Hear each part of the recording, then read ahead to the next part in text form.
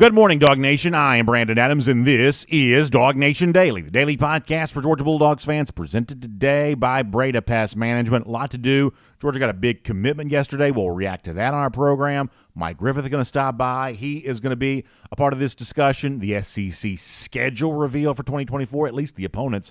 We'll kind of preview some of that, and we'll begin, actually, with a pretty juicy rumor, and a rumor that's probably rising to the level of actually being a report about one big game in particular that it seems like Georgia is on tap to play in the 2024 season. That's a fun conversation, and we'll do it with you right now, and we're glad to have you with us here for it. It is DawgNation Daily, the daily podcast for Georgia Bulldogs fans. It's presented by Breda Pest Management, and it begins right now. Today's episode of DawgNation Daily is brought to you by Breda Pest Management, the official pest control of UGA Athletics. Presented by DawgNation.com, this is DawgNation Daily, the daily podcast for Georgia Bulldogs fans. Here's your host, Brandon Adams. Georgia got a big commitment yesterday. I promise we'll get to that in a couple of minutes here. Pretty important chatter to be had about another sizable addition to this class of 2024 for UGA. Prior to that, you may have heard it said before, every single day it sort of feels like college football is getting more and more like the NFL. And sometimes people sort of say that in a sort of a negative way. In this particular case, I'm not saying this is good or bad. I'm just saying it is a way in which college football has sort of resembled a little bit of what the NFL's been like as of late. Each and every year, one of the kind of benchmark moments of the NFL offseason is the schedule reveal. We kind of find out. We typically know who everybody in the NFL is playing. We just don't know when they're playing them. And so on the NFL Network every year, they have one of those primetime specials where they say, okay, well, so-and-so is going to play this team on such and such date, and here are your primetime games, and here are your holiday games. And it becomes kind of this big deal, and people kind of like to watch it. We already know who every team is playing, but finding out when they're playing them becomes a source of interest. However, if you follow the NFL, you know this,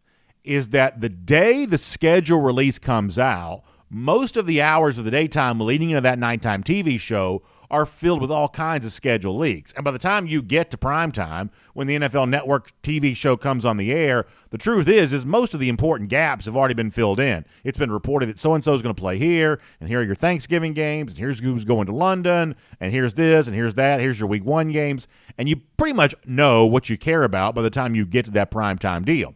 Well, tonight, the SEC is doing a version of all of this itself. As you're probably aware, in 2024, the SEC is going to do kind of a one-off schedule, bringing in Texas and Oklahoma into the SEC, officially doing away with the idea of divisions, no more SEC East, no more SEC West. Eventually, it could be the SEC moves to a 9-game conference slate and has something kind of permanent in place in terms of rotation, all that for future years. That's going to come sometime in the future. But for now, in 2024, you got to have somebody to play. So the SEC is going to do a one-off 8-game conference schedule with 2 new teams in the league and without any kind of division stuff. And as has been anticipated for a while, that schedule, or at least the opponents, we're not going to know the dates yet. We're going to find out the opponents. Those opponents are going to be announced here tonight on the SEC network. But much like the NFL, we're going to have schedule leaks prior to the actual TV show. We already see a version of that going on with the SEC here right now there as well. In fact, many of you woke up to this morning.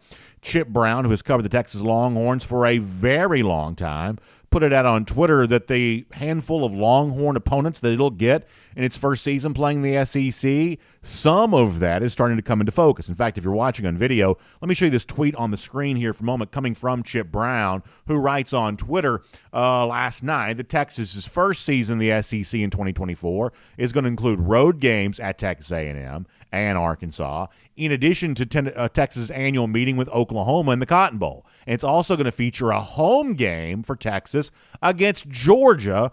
Sources close to the situation told Horns 247. So Chip Brown kind of out there with that, rumor, that report, whatever you want to call it, about Georgia going to Texas in 2024.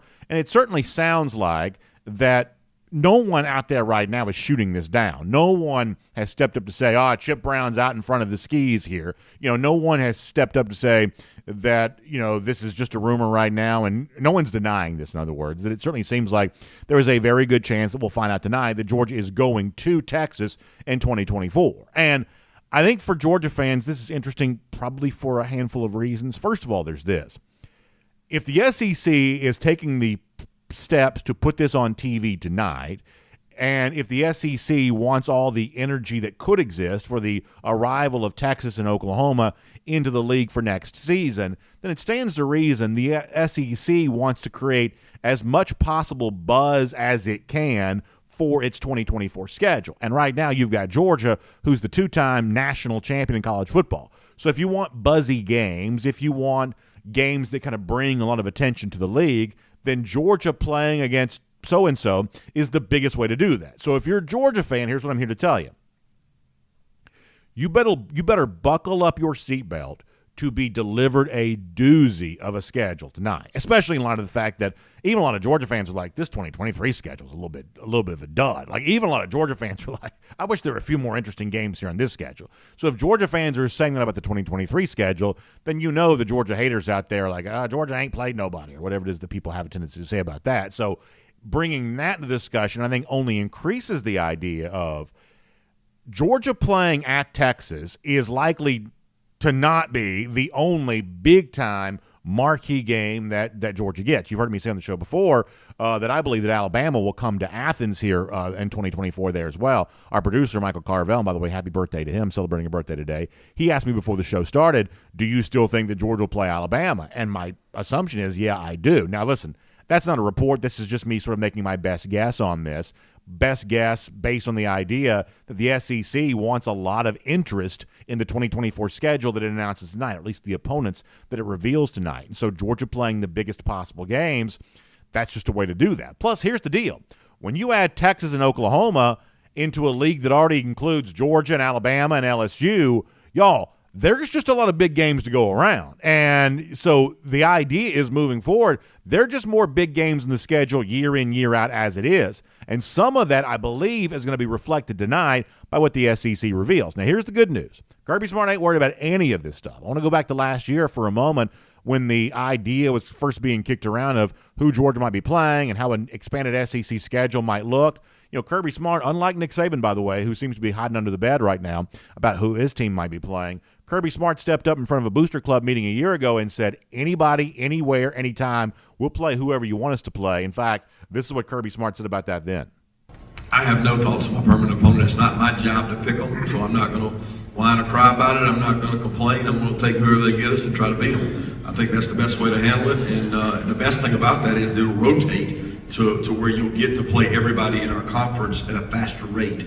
You know, everybody talks about us and A&M. We haven't been to A&M the whole time they've been in the conference, and we're finally going soon. But when you go to 9, you turn it over faster. So you get to see everybody, and look, there's somebody a lot smarter than me with algorithms. I sat through a meeting where they told us all the algorithms of how they're going to figure out. And I said, you know what, y'all just let me know who we got. And I'm going to spend my time trying to get the best players and let y'all figure out who we play. Because at the end of the day, you got to beat who you play, right? And they decide that. I don't think there's any partiality that, we're going to give this team an easy schedule and this team a hard schedule. I really don't believe that. So listen, it goes without saying, that's the exact approach I think you want your coach to take of, we'll play anybody. We expect to beat anybody. We're trying to get the very best players we can. So whoever plays us is more afraid of us than we are of them. And I just think that's the right attitude to take. Now, something else that Kirby Smart mentions in that clip is, you know, we're supposed to be going to Texas A&M here pretty soon, because when Smart was saying that, he was thinking about a 2024 schedule that if the same rotation would be kept in place, Georgia would be traveling to College Station. Many of you are aware, since A&M has been in this league since 2012, Georgia still has not been to Texas A&M. A&M came here in 2019. Georgia has not been to Texas A&M. It's sort of a weird scheduling anomaly. And so some folks may wonder, well, given the fact that Georgia has not done that, is the SEC motivated to do this in 2024? And maybe they are, maybe they're not, but I honestly don't think the average fan cares nearly as much about Georgia having not been to Texas A&M as the average media member seems to care about. That seems to be a bigger deal, you know, sort of a basic fact that's more interesting to the average sports writer than it is the average fan. I don't mean that in a negative way, but I talk to Georgia fans each and every day. When are we going to go to Texas A&M is not one of those questions that a lot of Georgia fans kind of ask right now, because Texas A&M, frankly, is just not all that relevant within this league. Georgia fans, I believe, are a lot more interested in the sort of Texas, Oklahoma, Alabama, LSU type opponents that it might be getting more so than A&M right now. But it's also important to know that just because Georgia's traveling to Texas, I don't think it prohibits necessarily Georgia also going to Texas A&M as well. Because here's one of the things you're going to have to get used to with the future of SEC scheduling is the kind of geographic epicenter of this league is starting to shift to the west here a little bit. We were talking about this before our show started on our 1st and 15 that we do on the DawgNation homepage and the DawgNation app. If you think about Baton Rouge from where I'm sitting right now, that's probably, about a 9.5 hour drive. Am I right about that? That means that 6 of the 16 teams in this SEC are about to be at least a 9.5 hour drive away from where we sit here in the state of Georgia. It's the 2 Texas schools. It's Missouri. It's Arkansas.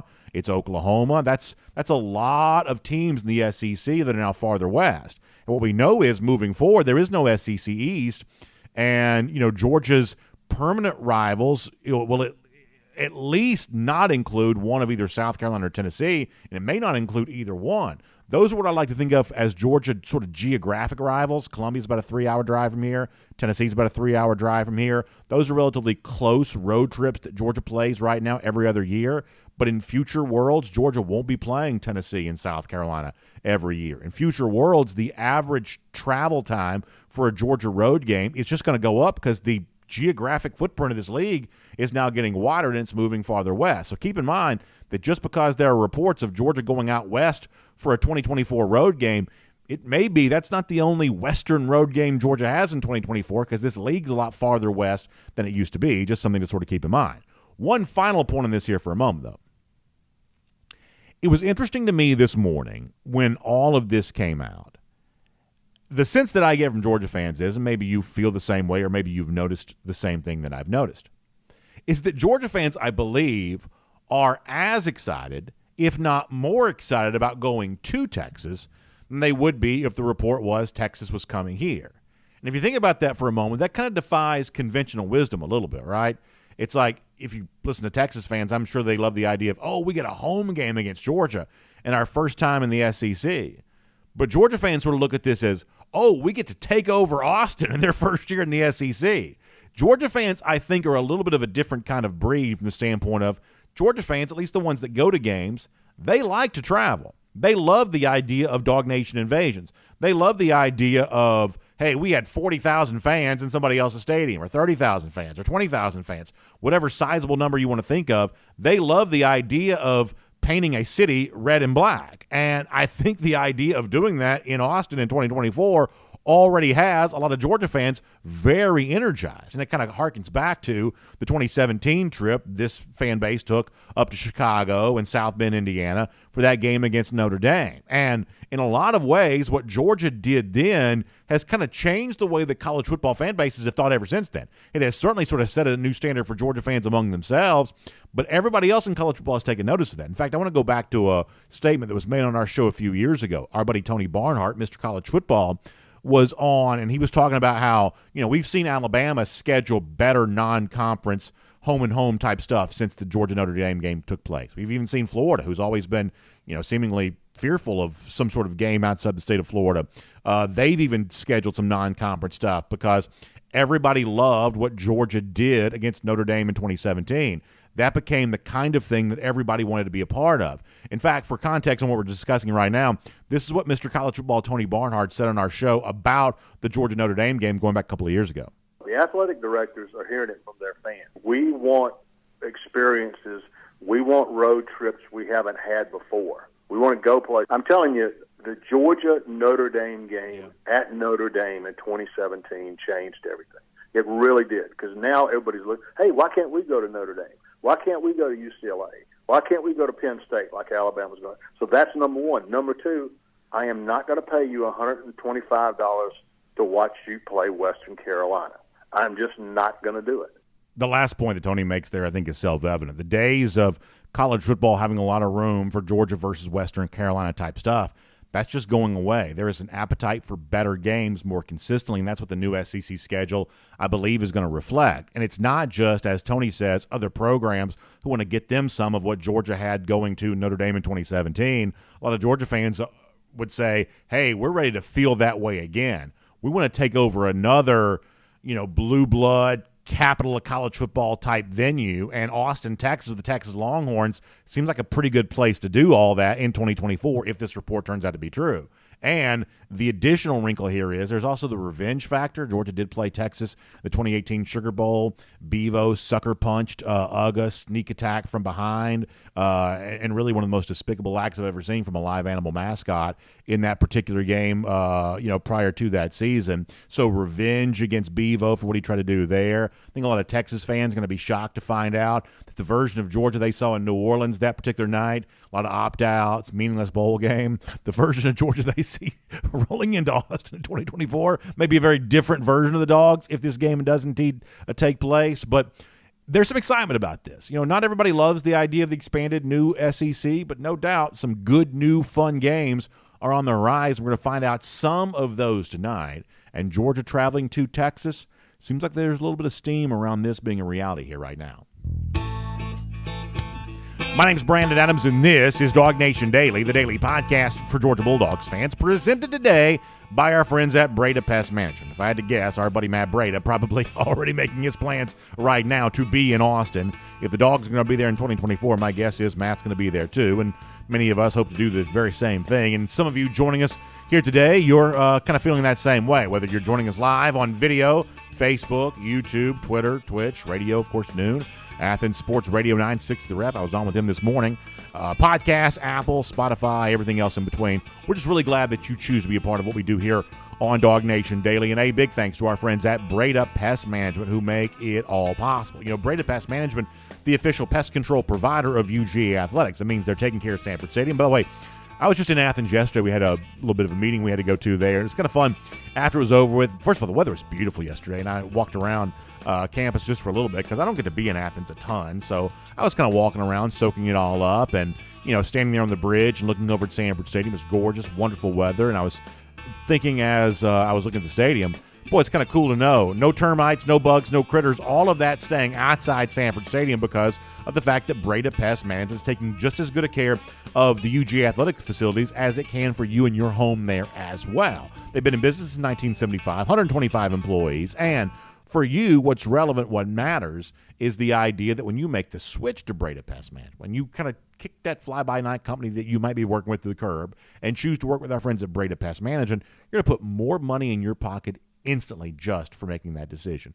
That's what they're able to do. They have a lot of resources, a lot of institutional, organizational strength, and they want you to be able to leverage that for your benefit by putting more money back in your pocket just for making that switch to our friends at Breda Pest Management. So do that today. Find them online, BredaPest.com. That is BREDA, BredaPest.com for a lot more on that. Great to have Breda Pest Management, the official pest control provider of UGA Athletics, here with us today on DawgNation Daily. Now, coming up in a couple of minutes, we're going to speak to Mike Griffith. I have not talked to Mike in a little while. He had some vacation time last week, so we'll look forward to doing that with him here today. Prior to that, though, I do want to go around the Dawghouse. And the thing that I thought we'd probably be talking about a lot today, we're going to talk about right now, which is the fact that Georgia got itself a very nice commitment yesterday in the person of four-star defensive lineman Jordan Thomas. This is the sort of second kind of like four-star, top 100 type recruit along the defensive line that Georgia's added in just a week's time here. Obviously, did that with Justin Green last week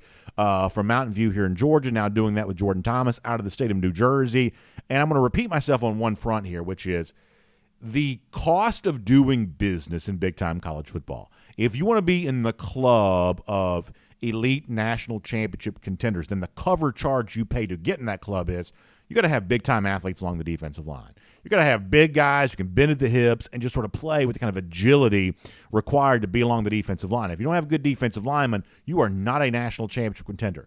No matter how good your quarterback looks in the cover of one of these glossy preseason magazines, and no matter how many skill position guys you got, whatever else, you can have all of that in spades. But if you don't have the kind of big-time dominant line of scrimmage players, and defensive linemen are always tricky because it is just a little bit rare of a position where it's just scarce. It's hard to find the big-time defensive line talent. So you got to win with elite defensive line prospects year over year over year, and that's what Georgia's doing. Jordan Thomas, the latest example of this. I'll show you the nice graphic here on the screen that our friends over at On3 put together for the Jordan Thomas commitment. This sort of stands as the official commitment announcement. You never get tired of seeing those 2 national championship trophies. Thomas obviously looks good in the all-black Georgia jersey there with the white helmet on there, too. Georgia will never wear that combination in a game, but nonetheless, the recruits like wearing that for their recruiting photos. And Jordan Thomas, the sort of latest addition here, which I really like. And when you want context on stuff like this, I think it's always important to kind of know, well, who did Georgia have to beat out to get this player? We talked about that earlier this week with Chauncey Bowens, the running back who flips from Florida.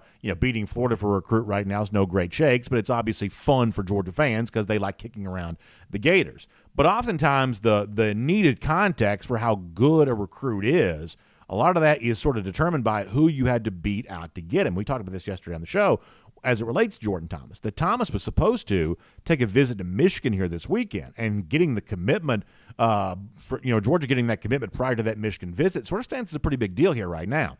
Michigan hasn't always swam in the same kind of recruiting waters that Georgia does, but right now Michigan's actually number 2 in the 24/7 Sports Composite team rating here for this upcoming year. That after a couple of trips to the college football playoff, Michigan is starting to sort of finally recruit the way that you would think a power program, which they think of themselves as being, a team that's had some success on the field. Michigan's current recruiting efforts are finally starting to reflect that here a little bit. So Georgia getting a guy like Thomas in the fold prior to that Michigan visit, I think that right now sort of stands as the evidence of the program's strength, that Michigan has had recruiting momentum against a lot of teams, including its hated rival Ohio State. They've actually even done well in a couple of head-to-head battles with Ohio State here this particular recruiting cycle. So Georgia getting Thomas prior to Thomas supposed to take a visit to Michigan, that stands as a pretty big deal here right now. And the other thing that I think is valuable about Jordan Thomas and his commitment to Georgia, in addition to the fact that you just love having a good defensive lineman in the fold, is that it kind of makes good on a prophecy that we talked about. I say prophecy joking. I don't take myself that seriously, I promise. But when Fran Brown was first hired here at Georgia, one of the things that we said at the time that would probably prove to be valuable for UGA is the fact that Brown had coached at Rutgers, hailing from the state of New Jersey. And listen, I'm as much of an SEC homer and a Southern guy as you could possibly ever be, and very sort of Southern-centric when it comes to my college football opinions. But even I am willing to acknowledge, and even I am aware of the fact that up in the Northeast, New Jersey as a state probably has a little bit more high school football talent than you realize. In fact, since Jim Harbaugh has been Michigan coach, to speak of the Wolverines again, that's been one of the states they've kind of gone to. David Ajabo is from New Jersey. They've had a lot of players on their roster from New Jersey that quietly, especially compared to anybody else in the Northeast for sure, but even the average state in general, is that New Jersey's probably a little bit better state for high school football than you might realize. And so when Georgia hired Fran Brown as his defensive backs coach, what we said on the show was, or cornerbacks coach specifically, what we said on the show was, hey, don't discount the idea that Fran Brown might give Georgia a pretty good pipeline into New Jersey. This is a program that recruits nationally, of course, but actually having better access to New Jersey, just given the fact that in most years, the state of New Jersey's got a nice handful of players who can really play. And think about Noshawn Marino, obviously. Georgia's had done well with guys from the state of New Jersey before anyway. But the point here is that Brown's value to UGA could come in the form of better access to the Garden State, and every now and then, getting a good player out of the state of New Jersey. In fact, Fran Brown, we played this audio for you when he was first hired. Some stuff that he was a part of, a video that his previous employer Rutgers put together. Brown making it be known then how proud he was to represent the state of New Jersey as a part of that Rutgers staff, and now kind of bringing some of that down south here to UGA here as well. This is audio we've played before, but this is Fran Brown talking about his ties there to New Jersey. That's my state.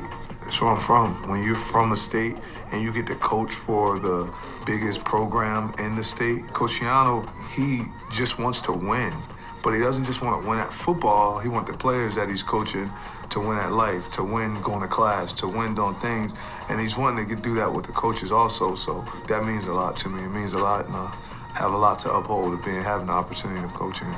It goes without saying what he's saying about Greg Schiano there might be a slight exaggeration. I'm not quite so sure that Schiano's even all that long for the Rutgers job as it stands right now. They're not winning very much, but you say what you need to say when it comes to the head coach that employed you. But the point is, what Fran Brown says there about his home state of New Jersey, we definitely believe that's true. And while Jordan Thomas is coming down here to UGA to play for Trey Scott, and obviously Trey Scott's won his share of recruiting battles, the area recruiter, the geographic tie that Brown as the cornerbacks coach has to New Jersey, we're led to believe that really mattered in this recruitment too. So it's another example of something we feel like we keep saying over and over again, which is Kirby Smart has put together a collection of assistant coaches that's about as good as anything he's ever had here at UGA. And when you look at the overall explanation for the dominance that Georgia's shown on the field, pointing to these 10 position coaches, these 10 assistant coaches kind of below the coordinator level, or the handful of assistants kind of below that coordinator level, listen, this speaks to the Georgia program strength as much as anything ever could. Fran Brown, instrumental, we're led to believe, in this Jordan Thomas recruitment, the latest example of that. So there's a lot going right for UGA recruiting right now. And the assistant coaches working with Kirby Smart, they are the reason why. So giving them their flowers when it comes to recruiting wins like this, very important to do. And so we'll do that as part of Around the Dawghouse here right there. Now, before I bring on Mike Griffith, let me also give you an update. Mike, of course, served our country. That makes him an American hero in my book. And we're also honoring American heroes here right now as we kind of move towards the summertime of the year. We're kind of post-Memorial Day, looking ahead of the 4th of July. And here at DawgNation, we're obviously very proud to be a part of this great country and very proud to celebrate all of that this time of year. And we're doing that with our friends at Kroger and Traeger Grills. Now, it is getting crunch time here on this. So June 17th is your last, that's when this deadline comes to an end. You got between now and June 17th to do this. And this is very, very simple. And I want all of you to realize that you could win a Traeger Ironwood XL grill. That's a $2,000 value. These Traeger grills are amazing, and this is an amazing Traeger grill. And you could also win a $500 gift card from Kroger there as well. Now, here's all you need to do to win. Y'all, this is really, really simple. You just got to go to DawgNation.com and kind of tell the story of an American hero in your life, whether it be someone from your family or someone you know in your community. It does not have to be an armed services veteran. It can be, just anybody. It can be a teacher. It can be a Sunday school teacher. It can be a firefighter. It can be a police officer. It can be whatever. Just any story that you want to tell about someone who's kind of gone above and beyond to make your life better, to make the lives in your community better. That person in our book is an American hero. And we want to celebrate all of those great stories by giving you a chance to win the Traeger Ironwood XL grill and the Kroger $500 gift card just for telling the story. In other words, you tell the story, you get a chance to be the winner because of that. So it's a photo, it's a short video. That's what you upload. And from that, the winner's going to be selected. This is super simple. Go to DawgNation.com. You can find out all the details, all the contest rules, whatever else. But you can also submit your photo and your short video.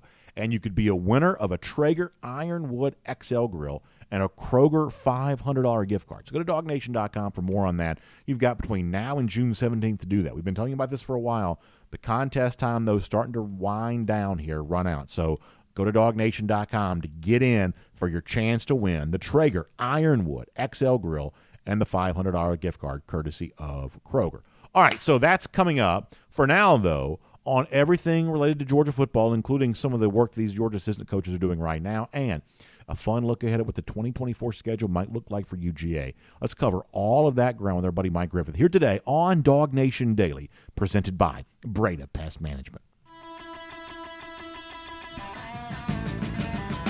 From Athens and across the SEC or wherever the recruiting trail may lead, here's a DawgNation.com insider. Mike Griffith here on DawgNation Daily, presented by Breda Pest Management here today. And, Mike, I obviously want to talk to you a lot about some of the scheduling stuff that's out there. I think that's really fun. Of course, the league announcing those 2024 opponents later on tonight. Prior to that, I was just talking about the Georgia assistant coaches. And to me, when you look at what has made Georgia so strong, there's obviously a lot of reasons you could point to. But I continually sort of circle back to the assistant coaches this team has in place, the hires that Kirby Smart has made, especially at kind of the position coaching level. We've talked about Todd Hartley as of late. We've talked about Trey Scott as of late. I think that Fran Brown right now getting some credit for helping Georgia go into New Jersey and win with a defensive lineman like Jordan Thomas. Brown was a guy that wasn't particularly famous when he was hired here, much the same way that Chidera Uzo-Duribe wasn't really a well-known name to me either. And yet in the early stages of their tenure here as Georgia coaches, it's fairly obvious that they fit in very well here in terms of the kind of hard-driving coaches that a place like Georgia requires. How impressed are you with the staff that Kirby Smart's put together? I know prior to last year he said this is the best staff he feels like he'd ever had. A little bit different look here this year because it's Mike Bobo in, Todd Monken out. But once again, I think the vibe here is that Georgia has a group of assistant coaches that love working together and love working to help produce wins. Fran Brown contributing to another recruiting win, maybe the latest example of that. Yeah, so obviously these are all really talented coaches that Kirby's brought in, Brandon, but I'm going to kind of spin it a little bit different. I think a lot of this is the culture that Kirby Smart has created. That's not to say Mike Bobo's not a great coach, or Fran Brown, or Todd Hartley, or Del McGee. But to your point, I think Fran Brown's always been a really good coach. I think it was known in the trade. He wasn't famous, though, because of the staff he was on. You know, Mike Bobo's had some stops that have made people raise their eyebrows where maybe he didn't do as well. Well, he was a good coach, but he wasn't operating in the right culture. You know, Del McGee, I mean, how good would Del McGee be if he was on another staff? I don't really know the answer to that question. But to me, I think that Kirby's culture and the Georgia program and what they have to recruit to says a lot. So I would give the I would give the assistant coaches a great deal of credit. Obviously, Georgia does. I mean, they're among the highest paid in the country. But what would they do if they were at South Florida? What would they do if they were at Rutgers? What would they do? So to me, I don't want to oversell, because I do think that if one or two left, and we've seen this, right? When great coaches like Mel Tucker left, Sam Pittman, when I think about Georgia was able to replace, right? And so I give Kirby and the University of Georgia the majority of the credit. That's not to take away from they're good assistant coaches, but my only point is, if it wasn't them, Kirby'd hire somebody else. Yeah, so I think we're probably saying pretty close to the same thing. However, I do kind of find myself wanting to kind of refine the point a little bit from the standpoint of, if we would agree that Georgia has a great culture, and if you were to ask me, hey, what's the main reason that Georgia has such a great culture, I would say it's because of the coaches that Kirby has either been able to hire, chosen to hire, identified as candidates worth hiring. In other words, Kirby Smart could have the best ideas about football, the best energy as it relates to football. Kirby Smart could be every bit the coach that we think he is, but you still can't permeate an entire organization because the organization is just too big for one person to completely do that you've got to express yourself through the hires that you make. And I'm a big believer, Mike, and I've said this many times, that the same way that player talent is scarce, there'll never be enough good players to go around, there are not enough good coaches to go around. There just aren't, especially in the kind of hard-driving, burn the candle at both ends style the SEC requires. And so, you know, there's always going to be a handful of famous names of, well, if you've got a job opening at this spot, well, you know this would be a good hire.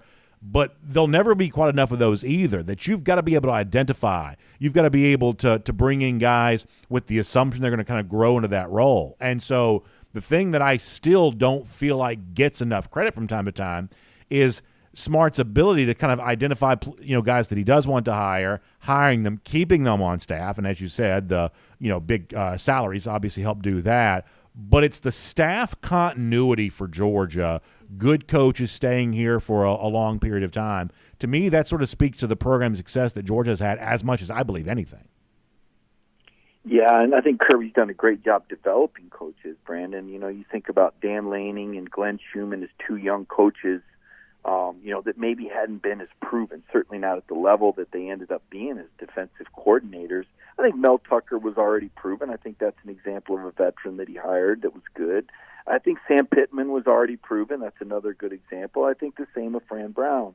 But I think of guys like Shane Beamer, and I think of Dan Lanning, and I think of Glenn Schumann as coaches that grew under Kirby.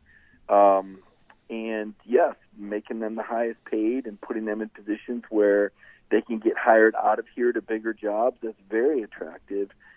I do think Kirby sets the culture, though, not the other way around. I don't think the assistant coaches come in and some of them make up Georgia. I feel like Kirby sets the culture, and the coaches fit the culture. they understand what they're getting into. Like you said, I think they have to understand what Kirby's culture and what the Georgia football culture is. I think it's remarkable when you look at that offensive staff to see that most of all of these coaches, with the exception of Del McGee, were here under Mark Richt, another really good coach. And they understand the Georgia culture of the great high school programs that are here, of the support at the university. There is a nod towards academics at Georgia as a top 20 institution. That's not just fodder. That is something that they do take serious. Kirby himself is a former academic All-SEC and a business school graduate.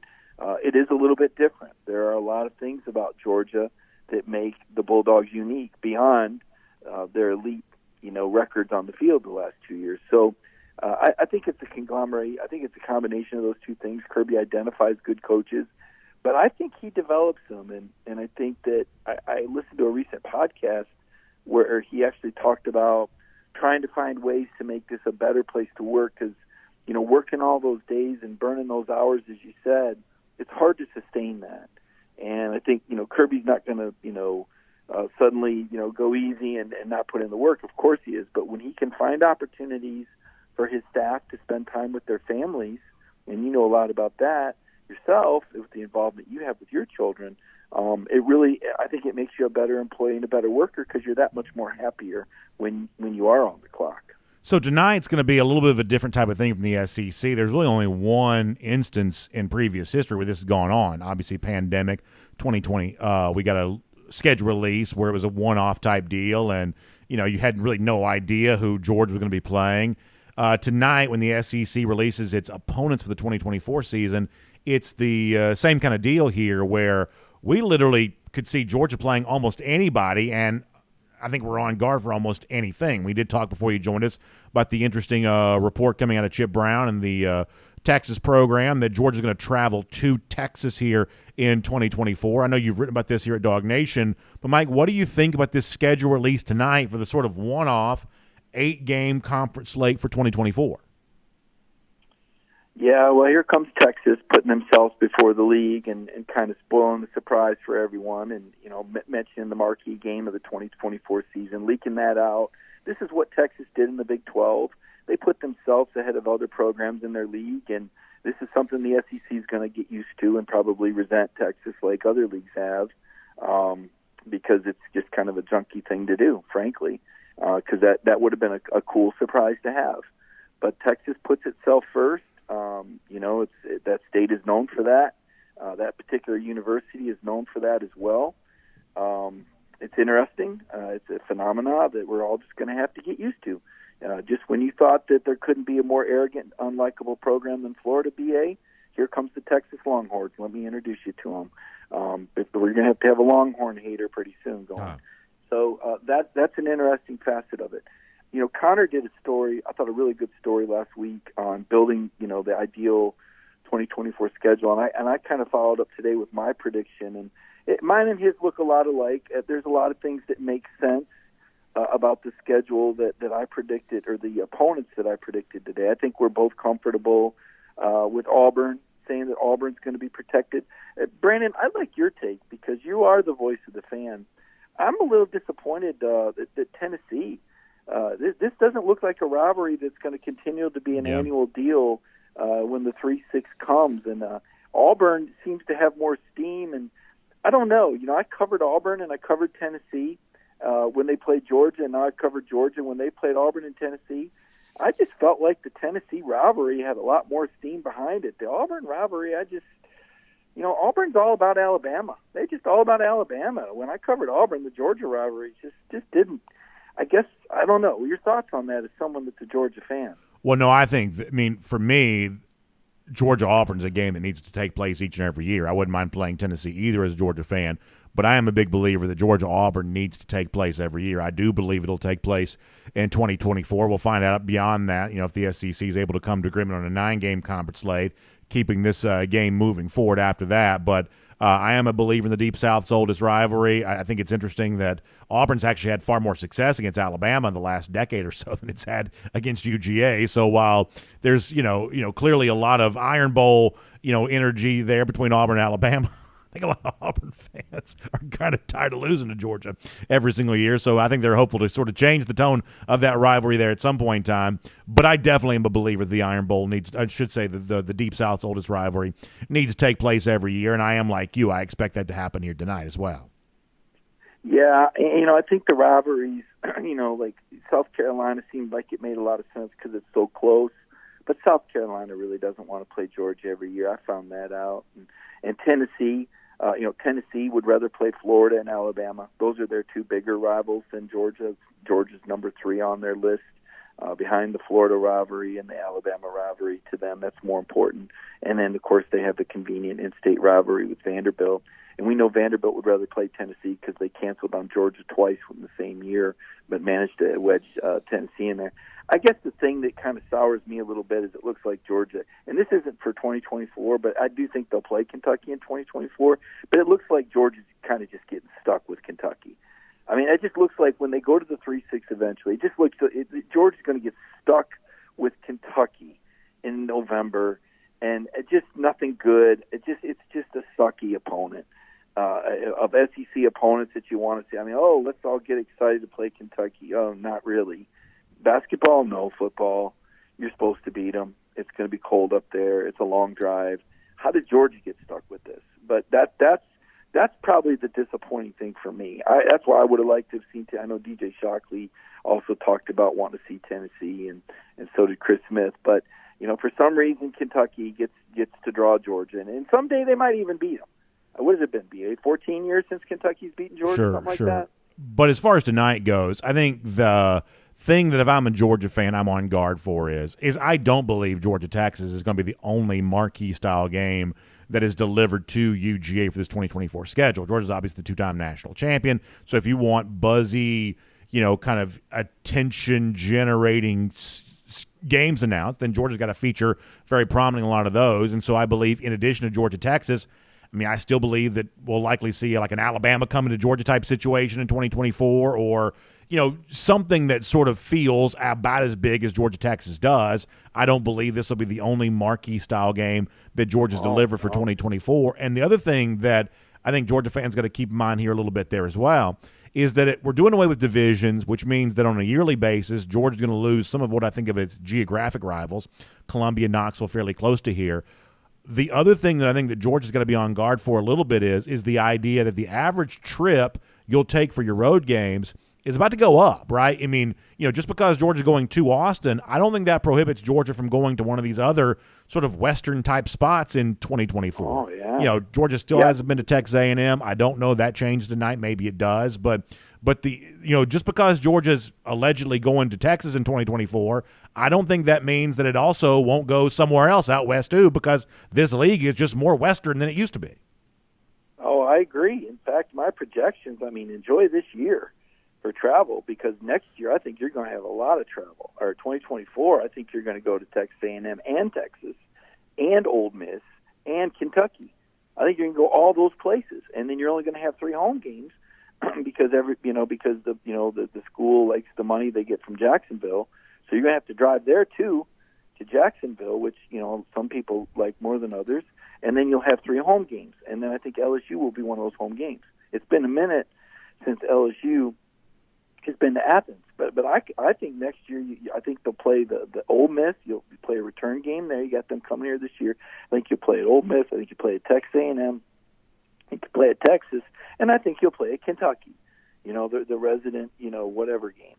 So, and then you have 3 home games, right? Which I think will be LSU and trying to think who else I projected in there. LSU, Auburn, Florida is a designated home game that you will play in Jacksonville. And, gosh, I can't remember who the other game was I thought would be at home. But, yeah, I think Georgia's schedule. And you know what? There's so many people whining and griping about Georgia's schedule this year, Brandon. But nobody paid attention when Georgia had the hardest doggone schedule in the league for a few years there. And nobody paid attention. And so, Georgia finally catches a break with the schedule, and everybody just acts like the world's coming to an end. And so you better believe that next year, when Georgia gets dealt that wicked schedule, and it's going to be wicked in 20, you better believe it's going to be wicked, because we all know Nick Saban won't do it, because he just cried and went to his knees about the three teams that, then Nick's not going to vote for 9 games, because Nick didn't want to play LSU, Tennessee, and Auburn. Now that Tennessee's actually halfway decent. He whines and complains, and I almost said a word that started with B, and he votes for 8 games. But you know what? I'll say that Kirby doesn't complain about it. Kirby says, bring them on. You got to play everybody every 2 years anyway. Kirby and Georgia aren't complaining. But I bet you they're going to get dealt a really tough hand in 2024. All right, Mike, we'll see how it all plays out tonight. Thanks for being with us here today on DawgNation Daily, presented by Breda Pest Management. We'll look forward to reading a lot more from you at DawgNation.com, and, of course, talking to you very soon here as well. It was great seeing you yesterday, Brandon. Thank you. Enjoyed it. Yes, sir. Let's take a look around the rest of the league. This is SEC Through. Yeah, what Mike makes mention of, we had a little bit of a DawgNation meeting yesterday. We don't do tons of meetings necessarily. We have a handful of folks that live in the Athens area, a handful of us who live in the Atlanta area. So getting the full DawgNation team together, not something we typically are able to do an awful lot, but we did get together in Athens for a couple of minutes yesterday. That was nice to be able to do, and I just like being in Athens. I don't get the chance to go to Athens as much as I'd possibly like, obviously for games, of course, but just during the regular week. Don't get a chance to do that. Boy, the weather was gorgeous yesterday. Walked around downtown for a minute, kind of walked around campus for a minute. There's still a lot of stadium construction going on, so that's a little bit of a different type vibe. But it was just really fun to be just to be there. And if you ever go to Athens, in a normal situation, that west end zone kind of complex there, they have the gates open. Now, this is not a secret. This is for anybody to take advantage of. They have to get kind of the gates open, kind of create a little bit of a patio. You can walk out there on that patio and kind of look into the stadium. Now, if you try to go farther than that, there's all kinds of security and stuff that will kind of come out of the woodworks on you. But just to kind of walk out there on that patio, you're free to do that in a normal situation and really just kind of soak in that. It's a great picture spot. So one of those things that if you're ever around there, it's worth kind of going over to the stadium and just getting that beautiful view there from the bridge, and even a little closer, kind of almost inside the confines of the stadium to do that. So I enjoyed doing some of that yesterday, kind of soaking some of that in. It was a really good time. So love being in Athens when I get a chance to be. That was really fun. A great travel opportunity for me there. And speaking of wonderful travel opportunities, you got some great travel opportunities coming your way here very soon there as well when it comes to our friends at Royal Caribbean. This is a great time to be booking a Royal Caribbean cruise vacation. Whether you're like me, coming up in a couple of weekends, I've got a great family cruise scheduled, and I love the excitement that's kind of back and forth with talking to folks in my family about the fun that we're going to be having there. And for you can kind of make your own plans there too, whether it be what we're doing. Everybody's busy. A lot of folks trying to coordinate schedules. So therefore for us, it made sense to just sort of do the 3-night cruise, get there on a Friday, come back on a Monday, super simple.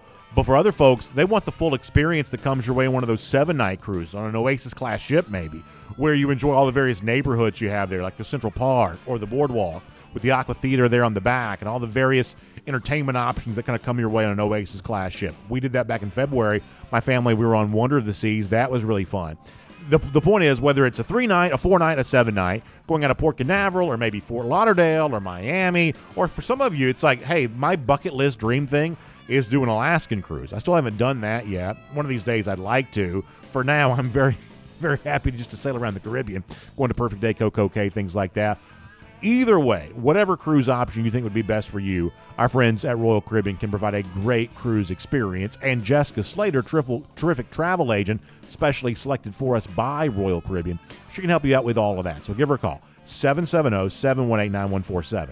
That's 770-718-9147. She's got you covered on all of that here today. All right, let's go cruise around the SEC courtesy of Royal Caribbean. Let me give you a couple of other thoughts kind of in my head about the SEC opponent release we're going to get tonight. Once again, it's an 8-game conference slate. It's just for 2024. We're not getting dates tonight. We won't know when Georgia's going where, but we will know who Georgia's going to be playing, and we will know who the rest of the SEC is going to be playing there as well. And there are a couple of SEC sort of things not related to Georgia that I find to be pretty interesting here. First of all, Greg Sankey has told us that this is going to be a schedule that favors the kind of traditional rivals. So Georgia's going to be playing Florida, Georgia's going to be playing Auburn, If the league stays in an 8-game conference slate moving forward, Georgia won't be able to play both those games every year, but for this particular year, they're going to be able to. Other traditional rivalries are going to be protected there as well. That means that Texas is going to be playing Texas A&M. If the league stays at 8 games moving forward, Texas can't play Oklahoma and A&M every single year, and the thought is their one permanent opponent would likely be Oklahoma, protecting that rivalry. But for this particular year, Texas is going to play Texas A&M. First time these two teams have played in a long time. There'll be all kinds of energy around this game. And there's already a good bit of energy right now about where the game is going to be played. This is my favorite thing about the SEC and my favorite thing about kind of college football in general, which is A&M, who we're led to believe, even though they eventually kind of went along with it, they weren't thrilled about the idea of Texas joining the SEC. A lot was said about that a couple of years ago when all this went down. But A&M seemingly has sort of drawn a line in the sand of, hey, we've been in the SEC. We've been here since 2012. Texas is a sort of Johnny-come-lately to this conference. We want some respect shown to us. We want Texas to come to us in 2024. Now, Chip Brown, the report that he had a little earlier, suggests that Texas is going to go to College Station in 2024. There's some chatter out there. This was an A&M demand. They said we want Texas to come to us, come to Kyle Field here in 2024. And so it'll be interesting to see if that is indeed the the wink and the nod the SEC gives in the direction of Texas A&M to give them that home game in 2024. I believe the last time Texas played Texas A&M was also in College Station. That's many, many years ago. That's 2011 or something like that. The last time these two teams played. It's also important to know that everybody's sort of fixated on Georgia hasn't played so-and-so since this year, and Georgia's never been at Texas A&M. I do not believe the SEC is going to use tonight as a way of righting scheduling wrong. In other words, the last time you played them was at home, and so therefore you're going to play them on the road. There may be some of that, but the SEC's purpose for 2024 is not to, give Georgia a chance to travel to Texas A&M because it's never done that before. Georgia may still do that, but that's not the purpose, I believe, of what the SEC is pursuing here. And if Texas A&M does get a chance to host Texas, even though the last time they played them was also in College Station, the SEC doesn't care about that one way or another, nor will it care about that, I believe, for any other team either. A&M has said they want the home game. We'll see tonight if the SEC actually gives it to them. I believe that they probably will. Mike Griffith mentioned Alabama a moment ago. We know Alabama, Nick Saban in particular, has been very vocal about the idea that he didn't want his 3 permanent opponents moving forward to be Auburn, LSU, and Tennessee. Now, the weird part about all this is that not only has Alabama been playing these same 3 teams every year, for the most part, Alabama has also been beating these 3 teams with regularity, but Saban has said moving forward that he does not want to have to play 3 permanent games against Auburn, LSU, and Tennessee every single season. So here's what I'd be curious to find out. Are those 3 opponents in place for Alabama's 2024 schedule? We're going to find that out here tonight. Third Saturday in October is not going anywhere. In fact, you would assume the game will be played on the third Saturday in October between Alabama and Tennessee. Iron Bowl is obviously not going anywhere between Alabama and Auburn. That means the one question mark would be Alabama and LSU. Alabama-LSU has obviously been a very important game in recent years, but it's not necessarily a traditional rivalry. It's just not. So you would potentially have the freedom to not play this game in 2024 if the SEC wanted to do it. My guess is they probably won't. My guess is they'll probably give Alabama-LSU. So keep this in mind, that if Alabama is going to get for 2024 LSU, Auburn, and Tennessee, there are rumors out there that Alabama is also going to get Oklahoma. I don't know if that's true or not, but those are the rumors. So understand this. If Alabama were to get Oklahoma, LSU, Auburn, Tennessee, then folks, you better be on guard for Georgia getting about anything, right? I mean, if that's what the Auburn, I should say, if that's what half of Alabama's SEC schedule is going to look like, then Georgia's schedule could look like anything. And I've told you before, I think there's a chance that Alabama's coming here. If it's not Alabama, it almost certainly will be LSU. LSU hasn't been to Athens since 2013. That Georgia's schedule is going to probably look pretty robust. The Alabama schedule, as I said before, just on the basis of the easy games to sort of plug in, that's going to look like a pretty big deal there. There's going to be some pretty big games there. So if that's what Alabama's getting, then Georgia's going to get something I would imagine pretty similar.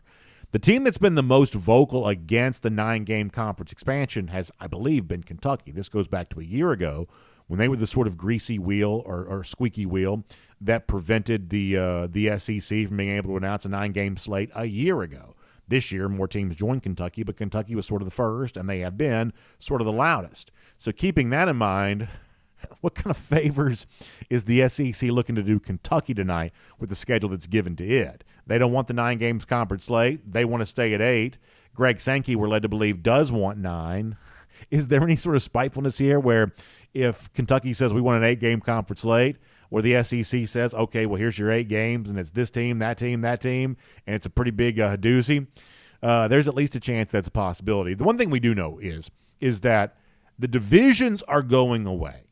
So if you're used to have been playing 6 of your 8 conference games against teams from your own division, well, for teams like Georgia or Kentucky or whoever else, they just sort of stands to reason there'll be far fewer traditional SEC East opponents on your schedule for 2024. And given the fact that the West has just been better on balance than the SEC East has been, most of these SEC East teams are likely to see a schedule revealed tonight, a list of opponents revealed tonight, that's just a little bit tougher than what they're used to playing because it's going to have more teams from the West, fewer teams from the East, and the East teams have just been a little bit easier to beat. So all of this is going to be, really interesting. And I guess the other thing to kind of watch out for here is, much the same way that Georgia has never been to Texas A&M, by comparison, this year Florida is going to A&M for the 3rd time. In other words, the SEC has not been afraid to do some sort of weird things with its kind of one-off scheduling. It sent Georgia to Auburn 2 years in a row in 2011 and 2012. There have been 2 previous instances of sort of like one-off type scheduling, the 2020 pandemic, the 2012 first year of the 14-team SEC. And the SEC has taken fairly, large liberties to say what we do in these years is not necessarily representative of what we're going to do long term. So we may see something come out tonight that just sort of feels sort of weird of, a team having to travel to a place 2 years in a row, or if history serves, it'll probably be Georgia that has to do that. But something that sort of feels really incongruous compared to, however you say that word, in comparison to what other SEC teams are having to do. The SEC's shown you before they ain't afraid if that's what they feel like they need to do, and we may see some of that tonight. Either way, I think it's kind of fun. We don't get this a ton. It's sort of fascinating. For whatever reason, seeing a list of games your team's going to play just kind of brings about some excitement for fans, and I would say I'm included in that conversation here right now. And for now, we'll make that cruising around the SEC courtesy of Royal Caribbean. And who knows? Tonight, when I settle in to watch this SEC schedule reveal, we're going to be doing some of this on video for you this evening there as well. Odds are I'll probably have a finished long drink not too far away. Just relaxing and enjoying the summertime and enjoying some preseason college football chatter. In this case, I guess preseason because we're looking ahead to 2024. But whatever you're doing here during this summertime of the year, I can promise you the finished long drink, it just goes great with all that. I had a chance to hang out with my brother and his family this past weekend. We were sitting around and finishing up some dinner and looked over, and there my brother kind of pulled out a finished long drink, a traditional he had, the blue can, the grapefruit flavor, the gin kick. I love it. Some of you like the long drink zero. That's no carbs, no sugar. Or the long drink strong, 8.5% alcohol by volume. Long drink cranberry, same kind of deal, but it's the cranberry flavor, as the name would suggest. Whatever choice you think is right for you, I promise it probably will be. So go to thelongdrink.com. Put in your zip code. You can find out where you can try some today and enjoy what I think is just a wonderful drink here during this time of year. Our friends at the Finish Long Drink. Goes great with your tailgate. Goes great with your summertime fun. Goes great with whatever you got going on. So try the Finish Long Drink there today. I'm always impressed by how many talented Georgia fans there are in terms of just really great artistic abilities. We showcase a lot of this with our Golden Shoe from time to time. And a talented Georgia fan also shouting out another talented Georgia fan here. Our buddy Ryan Walker, who we've featured as a Golden Shoe winner many times before, says, how about a shout out to my good friend Anthony Foster for creating this beautiful masterpiece for the 2-time defending national champs. And obviously an RIP to Devin Willock in there as well. So a wonderful, wonderful painting there that includes the national championships. You see Devin Willock involved in that there too. Stetson Bennett, Christopher Smith. Beautiful, beautiful, well done work of art there by Anthony Foster. Ryan Walker shouting him out there. So we'll give Golden Shoes all the way around there for that. A really inspiring piece of artwork. Wonderful to be able to see that. Well deserving of a Golden Shoe. How about lousy, stinking Gators? 136 days from right now, we do know That'll be in the Georgia schedule in 2023. We'll believe it'll also be in the Georgia schedule in 2024 there as well, and many more years after that too. Lots of losses for Florida coming at the hands of Georgia. We love all of that. We'll see you back here tomorrow. DawgNation Daily, presented by Breda Pest Management. We will look forward to talking to you then. And on video, time now for the R.S. Andrews Cool Down. R.S. Andrews is the one you turn to for your air conditioning, heating, plumbing, and electric needs, showing up on time, doing the work that's promised for the price that's promised.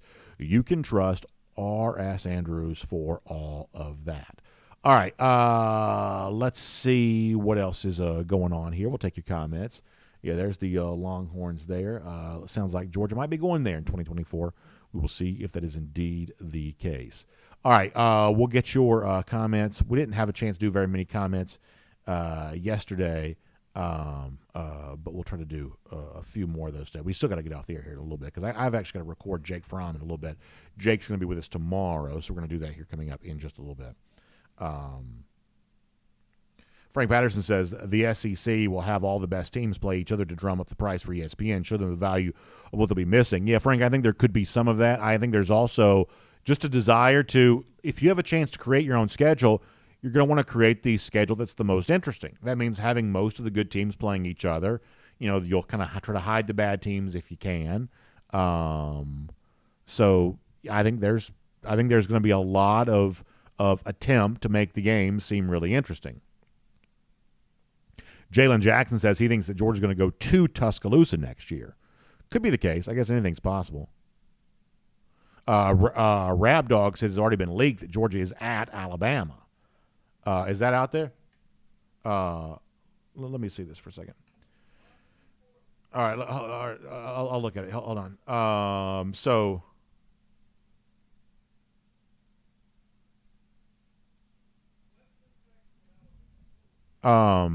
Yeah. So is it? So I guess. Hold on. Let me scroll down here. All right. So yeah. So it sounds like there's some reporting on that Georgia could be going to. Reporting going to Alabama. So there you go. As we said before, I mean, I thought that the SEC would want to have at least one more matchup between, Georgia and Alabama before Nick Saban's career came to an end. My prediction was that Georgia would be playing against Alabama in 2024. I assumed it'd be a Georgia home game. But as I said before, this is an example of the SEC sort of doing what it wants to do here, which is the last time Georgia played Alabama, they played them in Tuscaloosa. That was the one-off 2020 season. So apparently no fear about putting Georgia in Alabama for a second consecutive time here for the 2024 season. So there you go. A road slate that includes, we're led to believe, both Texas and Alabama if these reports turn out to be true. So pretty fascinating stuff. This, I guess, just coming out a couple of moments ago.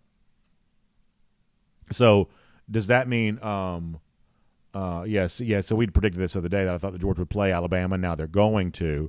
So does that mean that Georgia gets, like, say, LSU as a home game in 2023? Because this is the other, or should say 2024, because this is the thing. If Georgia really is going to Alabama, then a lot of Georgia fans are left to wonder, okay, well, what about the marquee home games? Do we get marquee home games? Because that's the one thing that Georgia fans are still sort of hoping to get. Does that mean that Georgia's also going to get LSU here? Does Georgia get Oklahoma coming to Athens in 2024? I mean, just because you're playing Texas doesn't mean you can't also play Oklahoma. And just because you're playing Alabama doesn't mean you can't also play LSU. It is going to be a doozy of a schedule here. So on three, I guess, maybe had the Georgia-Alabama thing first. So there you go. Georgia on tap also mentioning, don't forget here, it's also a neutral set against Clemson to begin the year there too.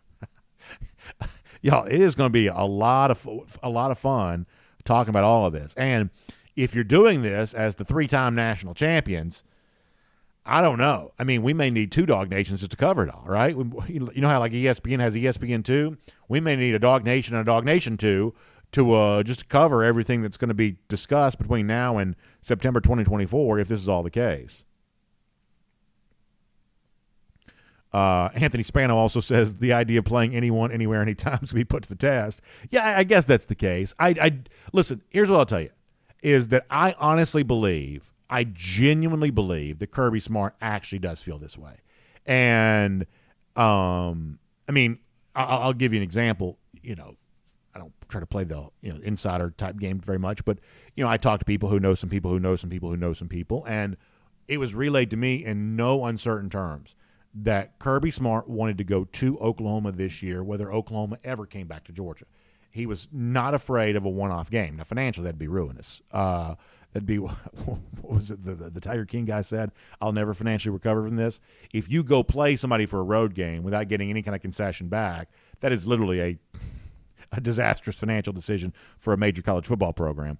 But my folks were telling me that Kirby Smart wanted to play the game. He just likes playing big games. So obviously you play more tougher opponents, you have a chance to lose more of those games. But in Kirby's case, he definitely wants to. Jonathan Aaron says, if you could make the Georgia schedule, who would you want to have on it, and who would be home and away? So I would have made the Alabama game a home game. I would have done that. But that's also probably just selfish. I mean, you got to have some big home games, right? The issue that Georgia's had is the home games haven't been big enough. And this is where our buddy Mike would come in and say, well, that's gosh, you go to Jacksonville every year. But right now, Florida's 6-7. That's not a big game either. It's a rivalry game. But we talk about marquee home game. A 6-7 Florida team doesn't solve that either. So, I mean, it will be interesting to see. If you want the marquee home game for next year in 2024, then LSU or Oklahoma is about all you have, unless it is going to be Tennessee again. But at that point in time, who knows how good Tennessee is one way or another. I mean, like last year, Tennessee was better than Oklahoma, but over the course of the last 20 years, Oklahoma's been far better than Tennessee in most of those years. Obviously, the same thing for LSU there as well. So if you want to be guaranteed of sort of a marquee home game, even though Tennessee more recently has been better, the better chance of that is an Oklahoma or an LSU. So what my hope would be is, if the reports turn out to be true, that it's a Texas road game and an Alabama road game, then I really want either Oklahoma or LSU coming to Athens. Now, the weird thing is you're talking about playing, that is a hefty schedule. That is a hefty schedule.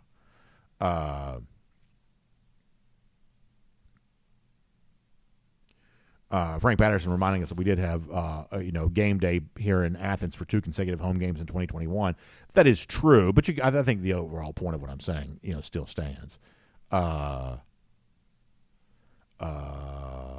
Green Soldier, always good to see him in here. Last couple of days, been nice to have him back in the fold here. All right, let me go over to Facebook and stuff like that for a moment too. We'll find out what they're saying. But it's going to be fun tonight. Yes, sir, Mr. Carvel. Oh, should we relaunch the show with all this breaking news? This is surreal, the schedule. Yeah, no, I've never seen anything like it in my lifetime. Yeah, I think we're okay for now. But, it should be a lot of fun. I mean, listen, I like schedule reveals. For whatever reason, just seeing a list of teams on a sheet of paper is kind of fascinating, and this is pretty fascinating. It's obviously a year in advance, but it's pretty fun, pretty fascinating. And, we're led to believe this is what the SEC wants. They want shows like this talking about their league. Now, we talk about their league every day anyway, but that's what they want. And that's why they're going to probably give some of the games they give here tonight.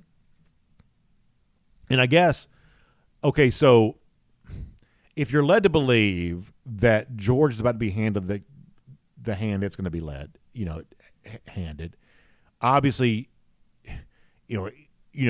Alabama, if they have to play Georgia plus LSU, plus Auburn, plus Tennessee, they've got a pretty big schedule too. I wonder if it's even mathematically possible for some team who is in kind of the contender status to then be given an easy schedule. Is it possible to play an easy schedule just given how the SEC is going to look? I think that's kind of interesting.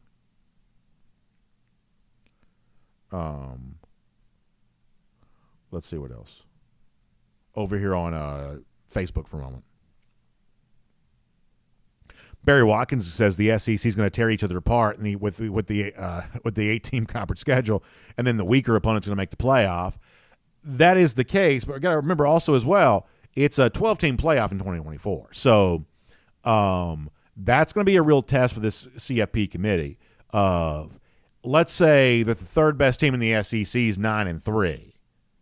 Certainly 10-2, but let's say they're 9-3, and your 3 losses are to Alabama, LSU, and Georgia, my hope is that the CFP committee has enough sense to realize the overall quality of a team like that playing that level of schedule. I totally agree with Alabama Athletic Director Greg Byrne here, though. I'm not quite so sure the CFP committee has been worthy of our trust on this, but I hope they get it right. And if they don't get it right, then to me, I think the SEC has got to explore all options, whether it be staying in an A-game conference slate or one day just sort of choosing not to participate in the college football playoff. If the CFP committee can't look and tell who the very best teams are, and if the third best team in the SEC gets excluded in the future, then I think the SEC's got to explore every option available to it. And it's not obvious to me the SEC should cooperate with the CFP moving forward, if that be the case. Alan Verbanchik says Saban's getting his way again. I don't know if that's my read on this situation because, if that be the case, or are you talking about Georgia going to Alabama? Maybe so. Are people going to make a big deal about Georgia playing Alabama 2 consecutive times in Tuscaloosa over the course of a 5-year span? I don't know. I can't. It all kind of comes down to, does Georgia have the marquee home game? That's all. That's what it all comes down to, or a couple of marquee home games. That's all what it all comes down to. Gary Holt, thanks for being here. I appreciate that. Barry Watkins says, yes, that is the case. People are going to make a big deal about Georgia going to Tuscaloosa 2 years in a row. Look, there weren't even I'm not trying to say whatever, but there weren't any fans in the stands in Tuscaloosa in 2020, and Georgia did not lose that game because they were on the road. Chase Barbie also wants to know what night games are possible at home for 2024. Yeah, that's in addition to finding out who you're playing, are you playing any of these teams at night also there as well? William Camacho says, we'll see what the outcome is when they do the 2024 schedule tonight. We'll be watching on my MacBook. So there you go, William. I appreciate that.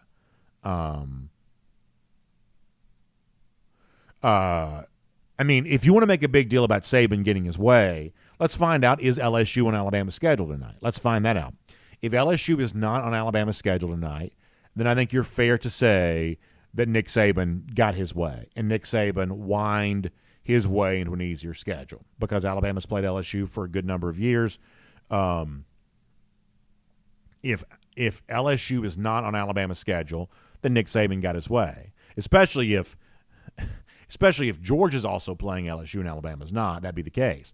But if Alabama's playing LSU, Tennessee, Auburn plus Georgia, at that point in time, I don't think you can say the SEC's done Alabama any favors. I don't think. I just can't make that big of a deal out of Georgia going to Alabama as being some sort of unpardonable sin.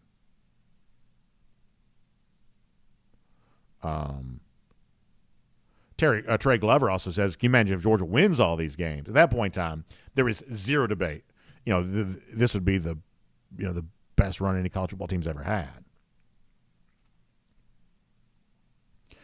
Darius Jackson checking in from San Juan, Puerto Rico. Well, that's awesome, Darius. Thanks for being here today. I appreciate that. Hope the weather is nice down there, and we certainly very happy to have you joining us. Chase Barbie says, I think the ones getting it easy are going to be Candy Vandy and Miss State. Yeah, if all these big teams are playing each other, that means all the also-rans are playing each other there as well. So it could be interesting. So let's say that you use the example of Mississippi State. So let's say that one of these sort of lesser, nobody cares about you type teams gets dealt an easier schedule by virtue of the fact that all the good teams are playing each other. If you go crazy in the transfer, if you get dealt an easy hand in 2024 and choose to go crazy in the transfer portal, is there a chance that one of these sort of mediocre kind of also-ran type teams tries to leverage an easy schedule into kind of a magical season by just going, full tilt in the transfer portal? I guess it's at least possible. Let's see what else.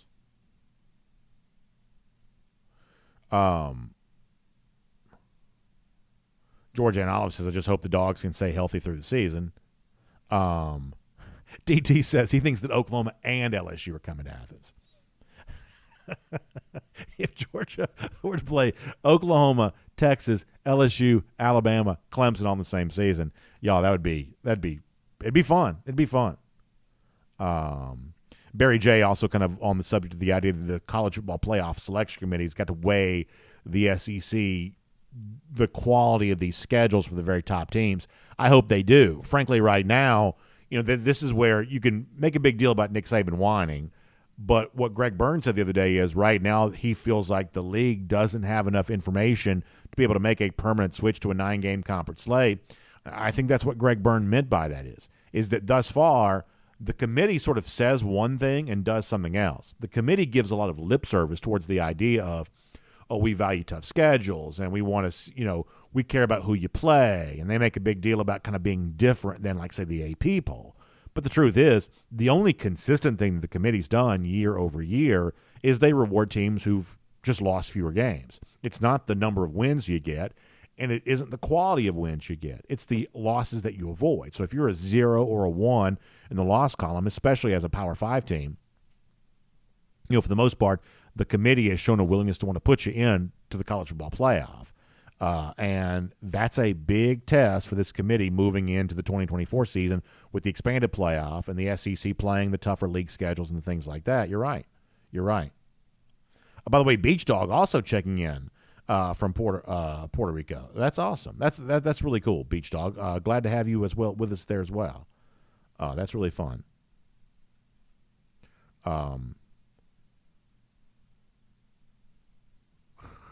Randy Hall, funny stuff.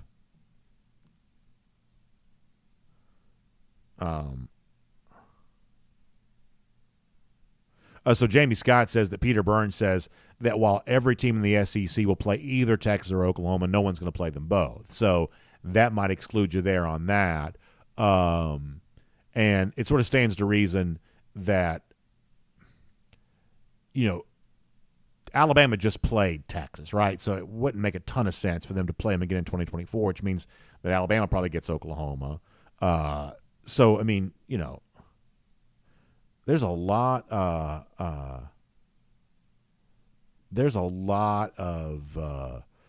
big time games coming down the pipe here. J Bob says, the phrase of play anybody, anywhere, anytime. He says, hey, the whole idea of playing anybody anywhere, let's make sure we get some home games here, which is, I think, a fair point. Seeing who Georgia gets as its home games will be interesting. And if this is one of those deals where all of the big games for Georgia are all road games and the home slate looks a little bit like it has the last few years, let me tell you something. Georgia fans are going to be hot about that. They really are.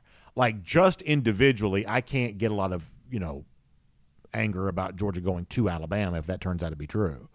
But if there aren't any big home games and you've got this kind of road schedule, oh boy, Georgia fans are going to be hot about that. And I think they have a right to be. I do. Danny Allen Guyton, also on the subject of Georgia going to Texas. Yeah, it seems like that's the conversation here right now.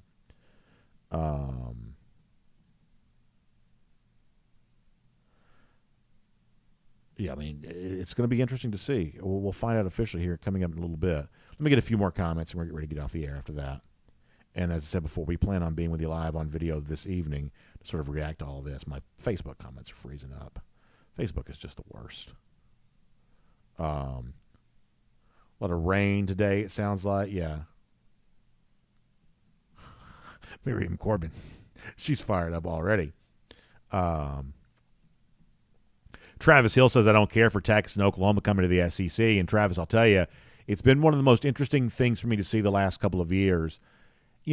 Just how little enthusiasm there has been about Texas and Oklahoma's addition to the league. I think this is a bigger deal for a lot of those teams far out west because I feel like some rivalry is going to be restored for them, which I think they kind of like. But for those of us who are kind of in the traditional SEC footprint, this just doesn't feel very SEC-like. Now, am I excited right now about all the potential games that could be on tap for next season? I'm kind of excited about that. But it sort of feels like we're having kind of an out-of-body experience and talking about something different than the SEC as we've known it. I certainly understand where you're coming from there on that. Neil Calvino says, I agree, B. If I didn't love the people on Facebook, I wouldn't be on here. Yeah, I definitely love our Facebook people. I absolutely do. I love the interaction we get to have with our Facebook folks. I do not think the Facebook interface works very well, though. I think Facebook is pretty glitchy and pretty buggy overall. Alan Rabanchik says the College Football Playoff Committee wants to make Georgia's four-peat very difficult. Yeah, it could be interesting, Alan. I like that. Danny Guyton also hoping to see Georgia play that big night game in 2024. I do there as well. I do. Fascinating stuff. All right, back to DawgNation.com for a minute, then back to YouTube for a minute. We'll get ready to wrap up after that. Zane Harrelson says, what a year for there to be an expanded playoff. Yeah, I mean, 2024 is going to have a lot of new stuff, a lot to get used to. Wayne Hunter says it won't be long until we have the College Football League, 96 teams of 2 conferences with 4 divisions each. Count on it. Listen, I guess anything's possible. Barry J says, I don't have a lot of trust in the SEC after they made Georgia play at Auburn 2 years in a row. That is certainly fair as well. And, I remember sitting in Greg McGarry's office and talking to him directly about that. And the overall sense is there was just no concession being returned to the SEC for that. A lot of people feel like Georgia over the years has taken a lot, the idea of take one for the team. A lot of people feel like Georgia has done the take one for the team thing a lot when it comes to the SEC. So will the 2024 schedule be another reflection of that? If it is, Georgia fans are going to notice. Georgia fans are going to notice. Joe Garliardi checking out. Joe, we appreciate you being here. We're about to check out ourselves. Garrison Soul says Sanford Stadium is going to be a top 3 in terms of environment with this new slate of home games. If not the best home environment in the SEC, it'll be a 2022 Tennessee or 2 or 3 times in a year. Garrison, I like that. UGA Boy 4 Light Brunetti says with the SEC championship and the 12-team playoff, it's going to be a long season with the national championship game. It's going to come down to injuries for sure. Yeah, I mean, depth's going to be tested probably for sure. What else? Scott Harris says with CBS out of the SEC television in 2024, there are more night games as a possibility. I believe that Scott's probably right about that. We do know that CBS won't have that number 1 draft pick before anymore at 3:30. That means that ESPN has a chance to put more of its marquee games on at night if that's what it wants to do. Now, I don't know if that's what ESPN wants to do or not. ESPN has kind of shown you as of late, they are enjoying putting some better games on a little bit earlier because that's when Fox televises its games. So will they do that with the SEC? That'd be an interesting thing to ask. Maybe at SEC Media Days, this will come up, is what time does ESPN favor its best SEC game each week? Does it prefer to have it at night? Currently they have the Chris Fowler, Kirk Herbstreit, typically 8 p.m. type game. Will the SEC want to play the league's best game at night starting in 2024? I don't know that we know the answer to that question as of yet, but it will be interesting to see. What else is going on here?